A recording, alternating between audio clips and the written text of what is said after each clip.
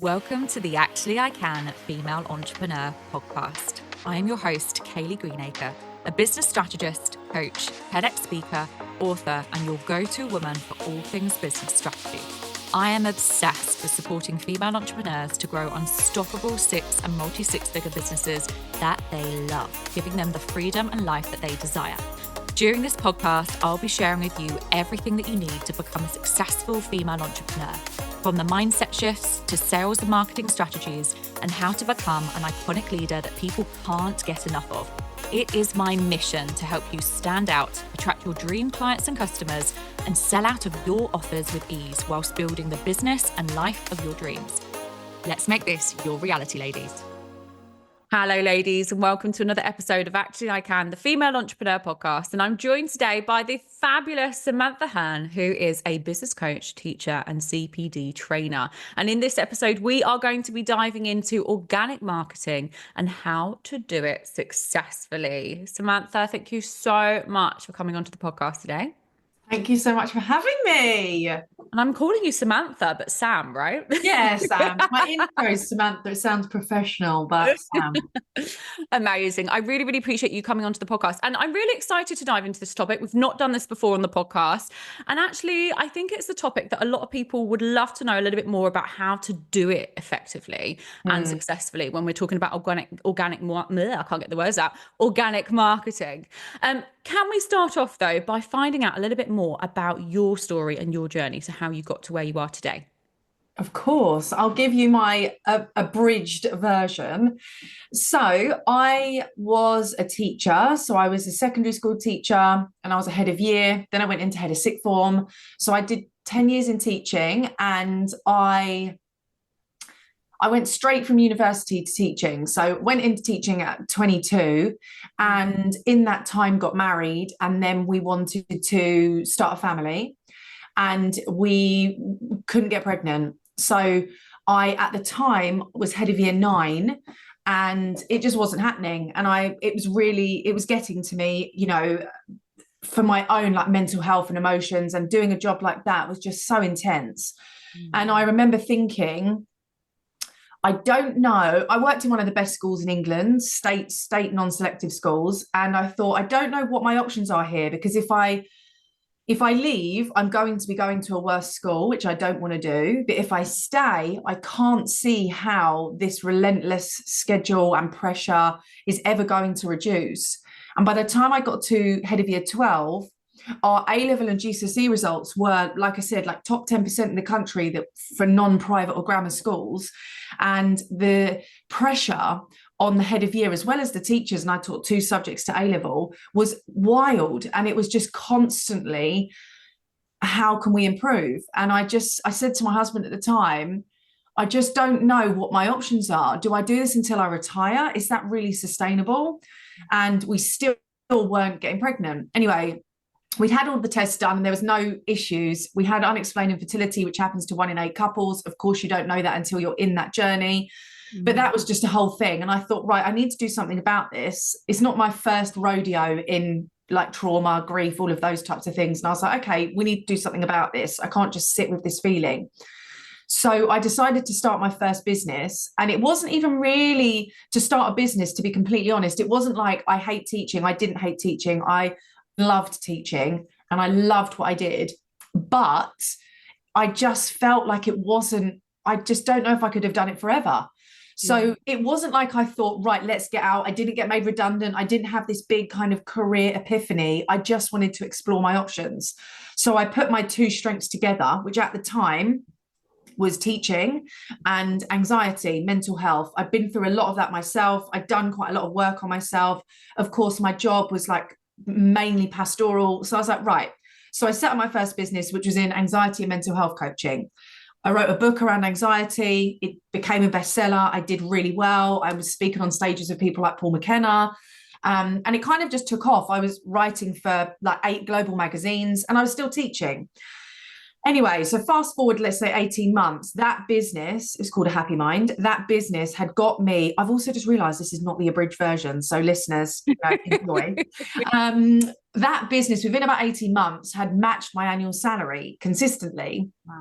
And I thought, Okay, well, there's definitely something in this. I'm a slow and steady approach. I've always been like slow and steady is sexy. So I didn't leave teaching like really quickly. I then went down to 4 days. I was head of year 13. I went down to 4 days until they left and did their A levels. And then I went down to 2 days and then I left. So I stayed in teaching probably about 2.5 years, 2016 to like 2018-ish. And in that time, A Happy Mind was essentially making me more than teaching, and I was doing it at the weekends. So people had started to ask me how I had done that. How had I built a brand, a community, a business whilst having a full-time job that allowed me to leave my full-time job? So in June 2018, I changed from a Happy Mind to Samantha Hearne, and I spent the rest of 2018, so June to Christmas, doing a bit of both. I still had anxiety and mental health stuff, but really now talking about business owners. How can you build a brand? How can you make it your full-time thing? How can you create success organically? So, and then in 2019, I went fully in on Samantha Hearne, the business side of things. So I built my first business completely organically. And then Samantha Hearne, it's still completely organic. I don't use paid marketing. Not that I wouldn't, but it's not the business model that I have. So that's sort of how I've ended up here. Amazing. What a journey. Absolutely. Yeah. I completely relate to the education side of things as well. But it's fascinating to see how like you said, you've built two very, very successful businesses. One whilst you were currently teaching and being ahead of year, and then the other one has kind of stemmed from that, from people asking you, how on earth have you done this? So I feel like this is incredible, and I know that there's so much more to your story that I'm sure we could share, but you've touched on the topic that we're obviously diving into today. And I want to, first of all, to some of our listeners might not know the term or the phrase organic marketing, so can we just confirm what does it actually mean? Yeah, I would say what's really important, and the reason that I value it so much, is because when you run your own online service-based business, if you do not 100% understand your audience, your community patterns, the trends within your community, engagement and what makes them engage, you don't know how they would speak to you, the language they would use, when you go into paid marketing, you aren't going to be as efficient with your investment as possible, because you haven't mastered the art of your message to then laser in on that with your paid marketing. So organic marketing is essentially getting your business and your brand out there, whether it's YouTube, podcasts, Instagram, Threads, wherever you choose to be, without paying for more eyeballs to see you. Collaborations, interviews, etc. So organic marketing is not just posting on social media. It's then using what you're creating and actually working out, is this what my community want, like, and need? Is this getting engagement? Where is this building traction? And that's when organic marketing actually kicks in. So you post, you create your content, you add your value in all of the ways that we mentioned. Then you audit that. And you think, okay, is this working? Is it doing what I want it to do? And that's when it becomes your organic marketing strategy, because you repeat what's working, you refine and repeat what's working. And anything that isn't, you realize it's not for your audience. And then if you did want to go into paid marketing, which I do, there is definitely a place for that. But I think it's really important for a business owner to understand the operation of their business before you then bring in investment from a marketing perspective, right? Basically you want to be as profitable as possible. So if you're just chucking out boosted content the whole time and you don't actually know if it's going to do what you want, you're wasting money. So organic marketing has to be something that you really do give time and attention to, because it will make the other areas of your business much more efficient and successful. Yeah, absolutely. I completely agree, because otherwise we're throwing money at ads and we don't know what's Exactly. So it's really, really important. So for someone maybe who's at the sort of more at the beginning of their journey, and they've got a business idea, or they've started their business, maybe they're posting online because that's what they hear all the gurus talk about, posting consistently, etc. What, other than posting, other than just posting content, which so many people teach, what else would you say is one of the most important things when it comes to organic growth and organic marketing? Okay, the first thing I want to say is I completely acknowledge that starting a business and using online world now is so much harder than it was in 2016 when I was doing it. I totally acknowledge that. For example, Instagram, you couldn't even do stories. It was just photos on the grid. There was no carousels, there was no lives, there was none of these features. So if you are listening to this and you're starting, I absolutely validate how hard it is to build traction organically and using social media. I completely acknowledge and validate that. However, I still believe there are certain things that you can do, and I'll give you the list now, that will help your business in the long run. And when I said at the start, slow and steady is sexy, your business will be here for longer and more consistently successful if you spend the time doing this now and being in the weeds. If you decide after 3 months it's too hard and you're just going to chuck ads into it, etc., you will run out of cash flow, and therefore your business will not be here anymore. So things that I would say you can do, yes, of course, post on social media. The first thing I would say on that is consistency does not mean constantly. So if your version of consistent is 3 times a week, make sure it's really good quality and that's what you stick to, right? Obviously, it's ideal if you show up once a day in some capacity, but if you can't, that is okay as long as what you are putting out there is really good quality.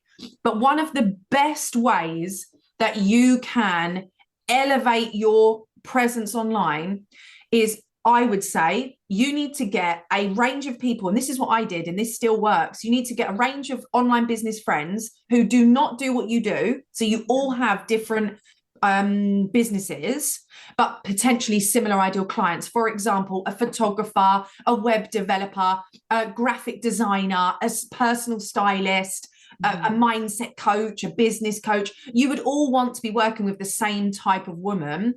Form your own group and do collaborations and cross-populate through one another. So I would say you need a minimum of, let's say, 6 people so that you've got enough variety. Because even if you did a live, let's say once a week, that's at least 6 weeks before they see the same person.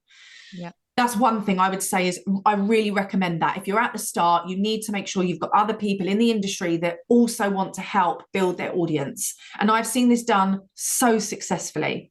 The second thing I would say, okay, so posting on social media is number one. The second thing is you need to get a group of people that you can help cross-contaminate the internet with, essentially. Yeah.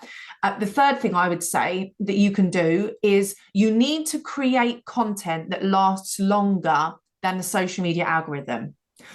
And I would say the easiest way to do that, and this is just personally, when I was starting, I do have a YouTube channel, jokes. I do have a YouTube channel and I did start that, but that's a whole nother ball game, like you've got to make sure you've got a nice background and lighting and it needs to be edited and all that kind of jazz.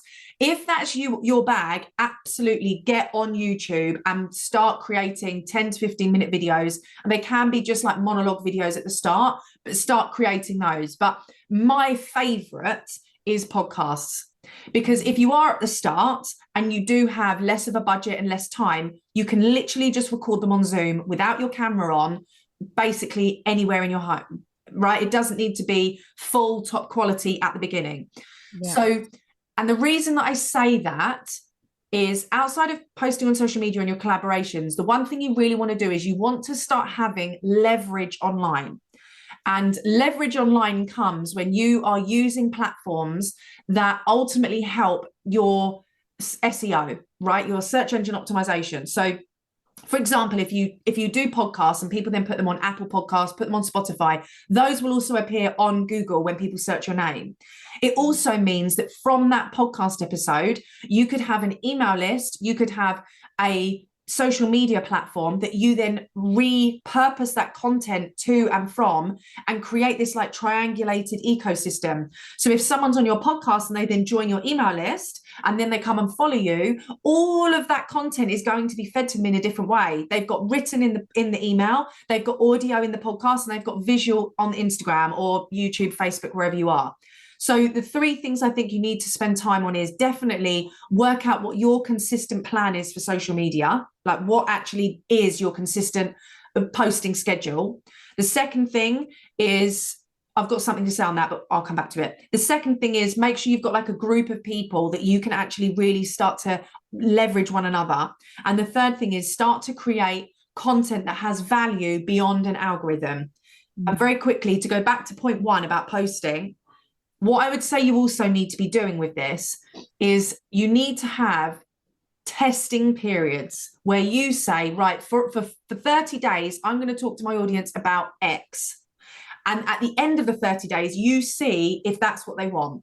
So you, rather than just having content pillars, which again, I think is very 2019, rather than content pillars, what you actually need to do is have messages, stories, themes. So it's similar to a content pillar, but it's a lot more emotive. It's a lot more connected rather than just, let's just talk about these 5 bullet points. So test your content and actually give it enough time to see if it's building traction. So they would be my 3 things. Amazing. I absolutely love this advice, and hopefully for anyone that's listening, we'll make some notes. And I think it's really important, isn't it, to, it's not just about that content. Like you said, it's testing the content for starters, and we'll dive into that a little bit more in a second. But also, like you said, the collaborations and getting as visible as possible. So whether that is through podcasts, YouTube, or whatever other ways that you can do, like you said, to kind of create that ecosystem, but also to support them in getting more eyeballs on them, because I think that's the hardest thing, isn't it? And I know I had a conversation with one of my clients the other day actually about reach, and they were saying, my content, I feel like it's really aligned, it's really starting to work, but not enough eyeballs are seeing it. And that was one of her biggest kind of struggles, or is her biggest struggles at the moment. And I think it actually is, for the majority, is most people's struggle when it comes to content creation. So if we're looking at that organically, quite naturally, a lot of people would probably say, well, I can just put some money behind these and boost these posts to reach, etc. It doesn't always necessarily work in that way to our favor. But if they're creating content and they just want to focus on growth organically, is there any advice? I know there's a whole depth of content strategy and testing and trying things, but is there any advice basically on how to create content to try and encourage more reach to the audience? Sure. Here's the first reframe I would have for that, if your client is listening to this, because I get this question a lot. I posted a few days ago and it got 11 likes, but I made a sale. Yeah. And it's now 12 months of reoccurring revenue. So I would say there's 2 things you need to think about. There's growing your followers and your fan base, and there's increasing and converting your current followers into paying clients. They're 2 separate things. And one thing that I would say happens, and I see this happen, the people that focus on going viral and creating really clickbaity content have loads and loads of followers, but their bank account is not in the same equal equation to the number of followers that they're gaining. The people that are really laser focused with their message potentially have lower engagement and aren't the ones on Instagram selling Instagram, are the ones that tend to have a higher cash flow bank account. So the art in this, because absolutely you need eyeballs 100%, but the art in this is the first thing you want to start trying to do is get your current audience to see more of you, because the statistics are from your current follower pool, between 10 and 20% actually see your content when you post it. So rather than us constantly trying to raise the number of followers, what we actually need to be doing is raise the number of people already in our pot that are seeing it. And things you can do for that are, you want to create content that is conversational, not just for conversion. So if you do have your audience, you could say, let's just say that your ideal client is a mum and you are a mum. You could just say, I just want to find out how old your kids are. Like, just post in the comments, just let me know. There is absolutely no ulterior motive in that, apart from the fact you want to get to know your audience better. You could have, I want to know what's the one pet hate you have around advice you get given as a mum, right? And people talk about that. So you want to make sure you have, so part 1, your current audience, you need a marketing theme that is focused purely on getting to know your audience more and constantly having that connection with them. Because once they're connected to you, they see more of your content. When they see more of your content, they're much more likely to become a client, and you know they're ideal because you've already been speaking and have engagement. That's the first thing. That will also help you when you do things like challenges, webinars, masterclasses, because the average conversion from a live masterclass, let's say, is up to 15%, right? And that's good. If you've got a really engaged audience and they're really warm, that engagement can go up to a 45, 50%. So you will already see an impact in your sales conversions if you spend time trying to get your current audience to see more of what you're doing. The second part of that is when you want more eyeballs, is then what you really need to do is remember, if you haven't read the book Talk Triggers by Jay Bears, you need to read it. It basically talks about how every successful business becomes more successful when people talk about that business when you aren't there. That is organic marketing in its absolute finest form. So the next thing you need to do is create opportunities for your current audience to do some of this heavy lifting for you. Like and share this with one person that you know is going to benefit from this training. It could be in their DMs. It doesn't have to be on their stories. You don't have to do this whole public rigmarole. Like, and if you know someone, even if you're talking about weight loss, you're talking about mindset, you're talking about postnatal anxiety, you're talking about topics that people don't want to be sharing on their stories, and you say, look, if you are a mum and you have gone through X, Y, and Z, share this with someone else in your life that is going to benefit. They're going to share it because it's personal to them. So you want to use your community to help see and get more eyeballs. That's the second thing. And the third thing, if you want to get more eyeballs on a grander scale, is you need to start putting yourself in rooms and experiences that align with your ideal clients. And this is a mistake I see so many people make. Oh, I'm just going to get PR. I'm going to get in the magazines. I'm going to do this, that, and the other. That's great. But if your ideal client is not reading those publications, it's going to do naff all for your business. So you need to sit down and say, right, where are loads of my people? Are they in gyms? Are they going to retreats? Are they on Facebook? Are they in groups? Are they on threads? Like, where are my people? And you need to then create a visibility strategy that gets you in front of them, whether it is networking events, whether it's going to other people's events, whether it's going to circles, whether it's going to meditations, spas, gyms, whatever, local charities, churches, wherever you think your people will be hanging out, you need to get your business there. And the reason that I say that is, I can't remember the name of the book, but I will tell, it will come to me. I'm looking at my bookshelf, is the most powerful form of marketing has been here since the 60s. And it is offline marketing. If you want more people to see your business, like leafleting, flyers, the yellow pages, like postcards, putting your ad in different things, you're going to create a version of that.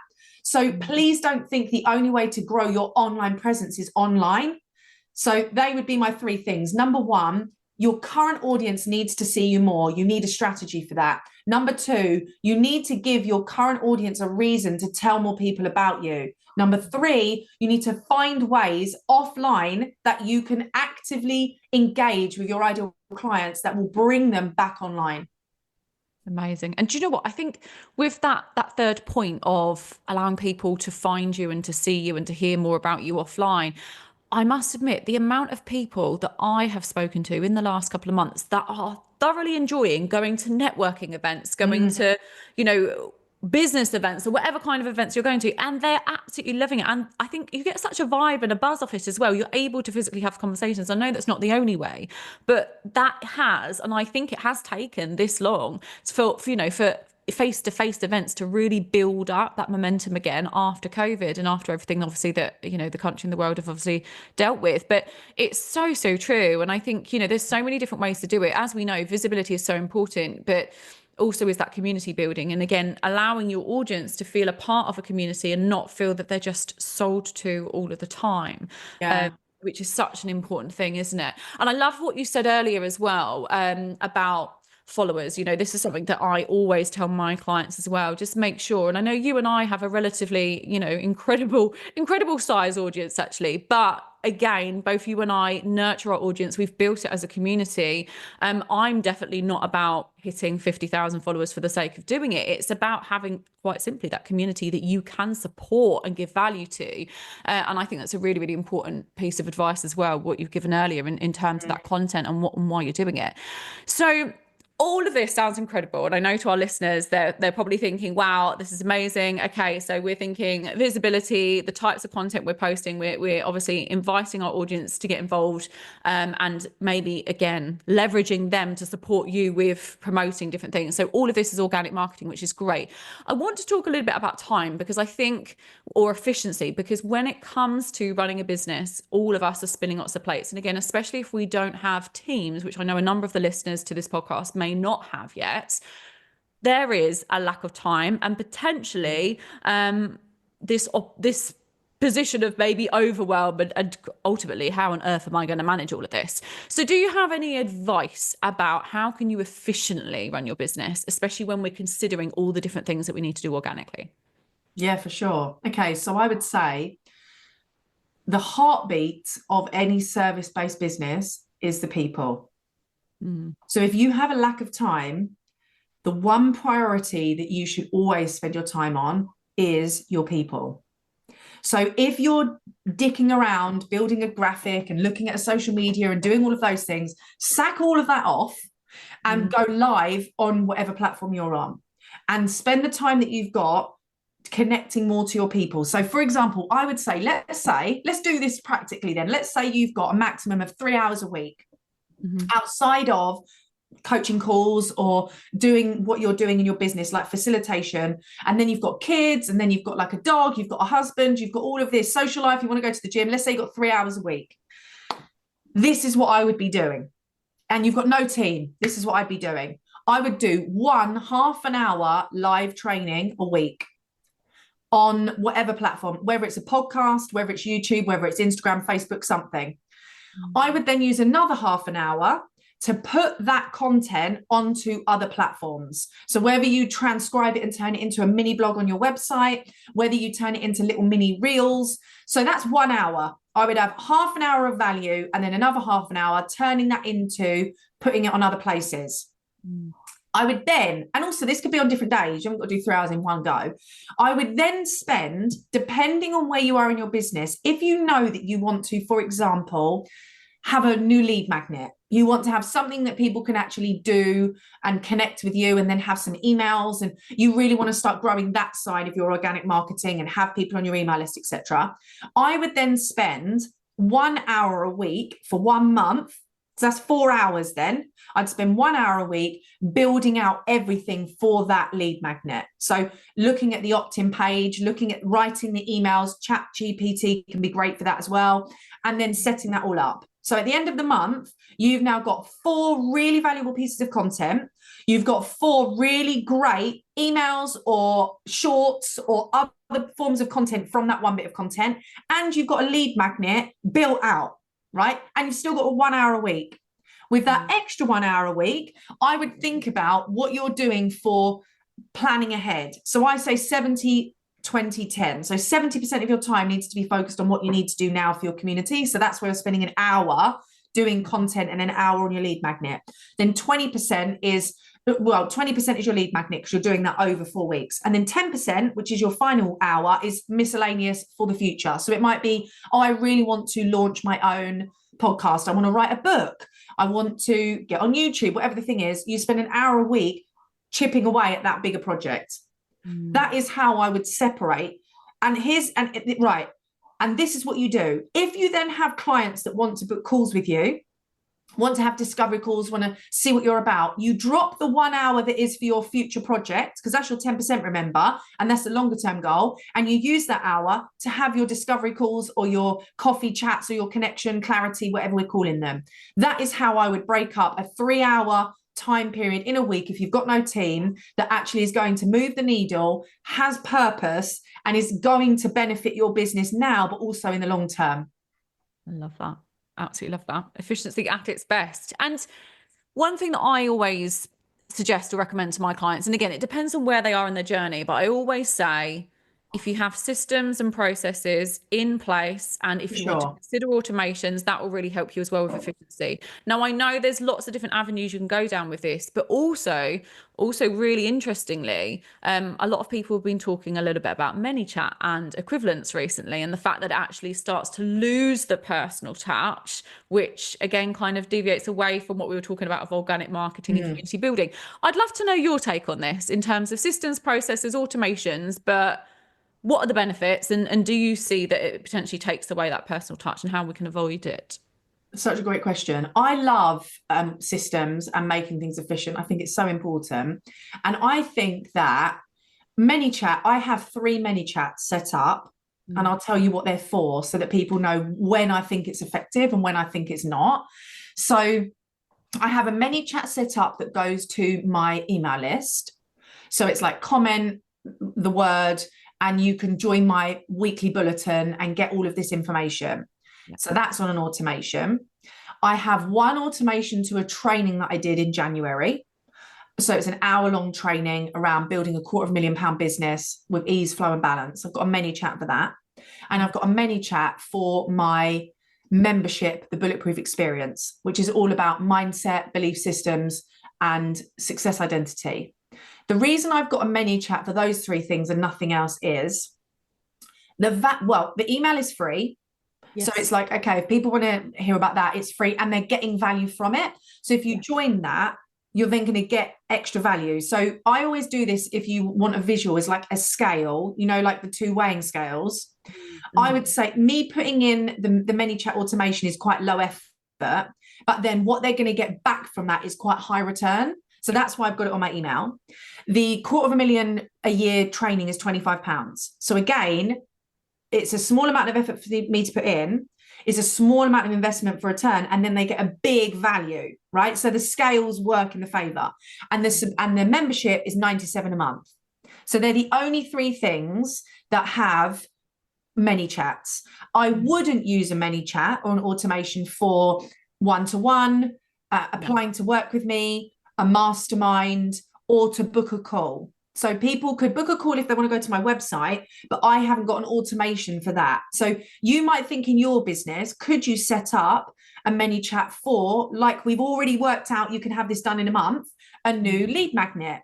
Yes. Could you have a ManyChat set up for your email? You might have a ManyChat if you've got a Facebook group. Let's say you've got a free Facebook group. You could have a ManyChat for that. I think that's a really good one. You could have a ManyChat for your podcast. So let's say you go through your podcast and you realize that one episode is just absolutely championing the show. You might set up, let's say this does really well. Kayleigh could set up a ManyChat and it's like, oh, message the word organic Sam. And then it could get a ManyChat. It's like, oh, hey, like we see you want this episode. Here it is. Right. So if you're thinking in your business, how could you use them? I think automated messages work really well if the value that you're going to give is higher than the lack of effort you put into the conversation, if that makes sense. Yeah, absolutely. And I wouldn't use them, like you said, if we're trying to have personal connections for, bigger projects and bigger work together and experiences. And I also probably wouldn't use them, which I know some people do. And I think this is really hard then for you to track, because what you've got to remember with ManyChat is it has the conversation without you. So in your DMs, you don't get flagged because the chat's already happened. Yeah. So I wouldn't use it if it was for, let's say, an application or a wait list for an event, because it's very, very difficult for you to track who's actually messaged. And if you then want them to buy a ticket or you want them to do the next thing, you still have to manually go in and then start the conversation. So it might be better to let them message you and you go, oh, hey, Kayleigh, so nice to hear from you. I'm going to now send you this message, and you can kind of go through the process. So you have the ManyChat set up, but it's after you have the initial convo. But yeah, I do think there's a place for it, but I think you have to be very mindful of how and what you are using to delegate people away from you. Yes, exactly. Yeah. Versus still have personal conversations. Because that personal touch and conversations is just, again, they're so important, aren't they? But like you said, it just depends on what you're using it for. And there For are so sure. many different ways. I have seen so many different people use, whether it's ManyChat or other things in different ways, just to kind of automate and help save time. Because ultimately, that's what we want to be able to do. We want to save time and put our focus, ultimately where we want it to be. And I know that you've given an incredible strategy there in terms of, if you've only got 3 hours a week, what can you do and how can you utilize that time? So the other thing I just want to touch on, because we're talking about efficiency, we're talking about time, and I want to kind of lean a little bit into kind of daily habits and routines. And I think this is something that, again, will really help our listeners. Is there any advice that you can give around your daily habits or routines to help people stay efficient and more focused with their business? I would say there's two here. One is I reduce my mental load. So I don't have anything in my mind, whether that's to do with my daughter, my housework, my admin, my food shopping, all the way up to managing my clients. It's all written on my phone. Anytime a thought comes in my head, it goes in my notes on my phone. And then at the start of every day, I flame emoji the things that need to get done that day. Love And I'm that. like, oh, wow, yeah, I forgot I need to do that. Like at the moment, to give you an example of the stuff on there, I need to confirm an event with my clients. I need to sort out going to an event, but I also need to pay a friend for a holiday that she's booked flights for. And I need to put some clothes on Vinted from my daughter from last spring, right? So there's a range of stuff on there. Yeah. But nothing is in my head. So I basically don't have to try and hold things in my mind. So I don't really get overwhelmed because it's all on my list. And then my flame emojis for today are to sort out booking the flights for the event I'm going to with a friend and to sort out my event with my clients. They're the two flames. So my Vinted is not a flame, so I don't have to do that today. And I don't have to pay my friend today, but they're on my list, right? So that gives you an example of the first thing you could do in terms of like an actual daily practice. You need to just have everything written down. I don't forget anything then. And if it was, let's say today, like now I'm on this call, if I checked my notifications and a client has messaged me, I would put Kayleigh expand, and then it reminds me, okay, she's in the expand mastermind, I need to reply to her comment, right? So even that, I don't have to leave things unread. I don't have a million notifications. It all just goes on my phone. And then I just methodically go through it. That's the first thing. The second thing is, and you're probably not going to like this, listeners, but I think it is the truth. I just do what needs to get done. That's it. I don't really overthink these. I don't overthink the processes and the habits and the environment and lighting the candle and doing the stuff. It's like, sometimes I just have to take the messy action. And if that means when my daughter's napping, I need to get my laptop out and do blah, blah, blah, I just do what needs to get done.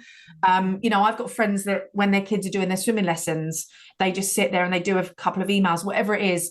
You know what? We're all doing our best. And if your best looks messy or chaotic or a little bit unorganized sometimes, it still gets the job done. So I don't think it would be beneficial for me to give you extra things to add when you already know how to be efficient. You're probably just procrastinating. You'll stop procrastinating when you have a list. And then if it means you can get things done and this is your permission slip to do it messy and dirty and just however it comes, do that. I don't think progress needs to be perfect. And that stops a lot of people. So, for example, this is a good example. I only wash my hair on a Friday because I have curly hair and I have to blow dry and straighten it. That is time I don't want to spend every day doing when it can just go up in a ponytail and I can be just as efficient. So if people see me Monday to Friday, my hair will be up. If you see me Friday and over the weekend, my hair will be down and clean and glossy and fabulous.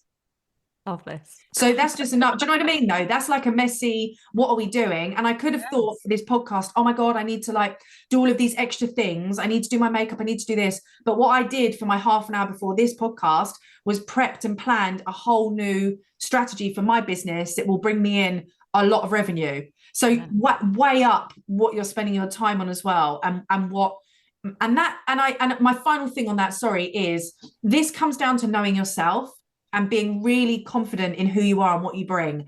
My capacity to serve and my value to my audience and to my clients will come in all different shapes and sizes. Sometimes I'll be going to photo shoots and look like, a model. And sometimes it will be on walking around with my daughter who's like chaotic, and then I'm just sprinting after her because she's a toddler. That's cool. So you want to build your brand around who you are, so that the time that you have got, you are using on needle moving activities. So my second one is, you just have to get it done, however that looks. And if there are things that you are putting in your way to stop you getting it done, find workarounds. I only do my food shop on certain days of the week. My clothes washing, my laundry gets done on one day a week. It gets done on a Friday. So all of those things mean today I'm not sitting here thinking, oh my God, I've got to do my darks. Do you know what I mean? No, I haven't got time for that. So that they would be mine. No, I love that. And do you know what? I can completely echo that as well. I know all of my clients. In fact, most of my listeners will probably know this already because I've talked about it a couple of times. I have what I call a success list, but I literally have a manual diary. I don't do things digitally. I have a manual diary. I use my phone to, just like what you said, anything that I think of on the go, and then I write it in my diary, and I have to physically, it's the teacher in me, I've got my pen, pick it off every single day. And I get this massive sense of achievement at the end of every day, knowing that I've ticked everything off on my list. And it's just really, really simple. It's a really simple system. It's just a basic to-do list, isn't it? But like you said, again, just not overthinking, just going, right, I need to take action now, get it done, let's go. Sure. But I bet if you did have, so say today you're doing your batch recording for your podcast, but then you've got to do the school run. But I bet, let's say you were like, oh, I just need to do this one task. You pick the kids up and then you're like, do you know what, girls, I just need to quickly go on my laptop and do this one thing for 5 minutes. Yeah. You would do that. But to the world, they'd think, oh my gosh, Kayleigh's got it all together and she's doing this, and it always looks a certain way. But actually, you just do what needs to get done. Yeah. Yeah. Do you know what I mean? Absolutely. Absolutely. Do you know what? This has been incredible. And I really hope that everyone listening has got some incredible pieces of advice from Sam today about organic marketing and efficiency. What is the last final piece of advice that you can give our listeners today around either organic marketing, efficiency, or as a whole? Oh, don't overthink it. And the most successful businesses are the businesses that are the most well known. So just get yourself out there. It doesn't matter if this doesn't bring you in £100,000. It doesn't matter if you don't sell out your next launch. What matters is that your brand isn't going anywhere. The businesses that last are the businesses that people know about. So you have to focus on that. Make sure you are constantly getting yourself into the rooms, virtually and physically, and just put yourself out there. The more people that know about your business, like this is an opportunity. This is a collaboration. So neither of us, when we met, were like, oh my God, I need to speak to her because I could make X amount of money. It was like, this is actually really great. Do you know what I mean? So Kayleigh was like, do you want to come on my podcast? I was like, yeah. Do you want to come on mine? Yeah, great. So then that's going to benefit both of us for our brand. Yes. So give yourself the opportunity to just constantly champion your own brand and business. And the sales and the momentum and all of those things, they will come, but you cannot chase the money. If you chase the money, you will neglect your audience, you will neglect your brand, and you will lose your values in business. And that is not going to see you through the long term. So get yourself out there. Don't overthink it. And remember that people that know about you will remember you. That will always last longer. I love this. Sam, it's been an absolute pleasure. You've been incredible, and thanks so much for having me. Such a valuable, episode to really dive into this topic. I've got one last question for you, and I ask all of my podcast podcast guests this one question: what is your one word of the year and why? Oh, my value. That's so funny. My word for this year, it's on a little whiteboard that sits next to me, is seen. So people would say I'm everywhere, but I'm not. I know I've been playing it safe. So if people thought I was everywhere, it's about to get real. So my word for this year is that: visibility, getting myself seen, taking up more opportunities, taking up more space. Yes. Yeah, that's my theme.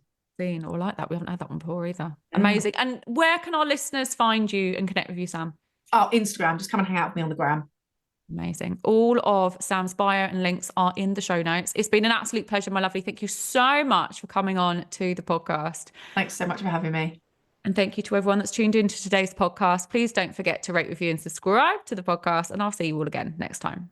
Thank you for tuning in to the Actually I Can Female Entrepreneur podcast with me, your host, Kayleigh Greenacre. If you are ready to build, grow, and scale your dream six-figure or multi-six-figure business, then head to our website now for more information, or connect with me on socials to see how you can create your dream business and dream life.